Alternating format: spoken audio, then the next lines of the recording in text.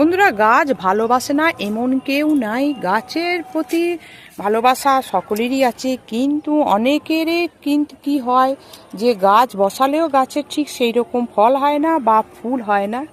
বন্ধুরা, যেটা দরকার হচ্ছে গাছের প্রতি ভালোবাসা, একটু কষ্ট আর একটু পরিশ্রম আর একটু ধৈর্য। এই কটা যদি আপনারা গাছের প্রতি দিতে পারেন, তাহলে এই রকম আপনারা গাছ ভর্তি ফলও পাবেন।